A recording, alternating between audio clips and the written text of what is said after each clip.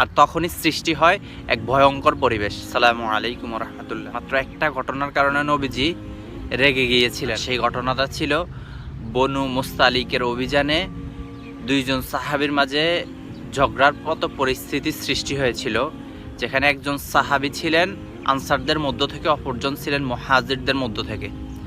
Answer সাহাবী তার সাথীদেরকে উদ্দেশ্য করে বলে উঠলেন, হে আনসারগণ, আমাকে সাহায্য করো। অপরদিকে মুহাজির সাহাবী তার সাথীদেরকে উদ্দেশ্য করে বলে উঠলেন, হে মুহাজিরগণ, আমাকে সাহায্য করো।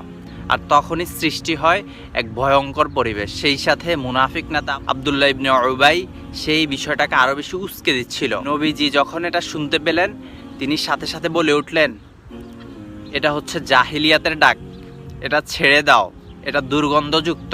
কারণ এটা তখন মুসলিমদের মাঝে বিভক্তি সৃষ্টি করেছিল। কিন্তু আফসোসের বিষয়, আজকে আমরা মুসলিমরা শত শত বিষয়ে বিভক্ত এবং এই সংখ্যাটা দিনের পর দিন বৃদ্ধি পাচ্ছে, কিন্তু ডাক দিয়ে বলার মতো কেউ নাই যে এটা বন্ধ করো।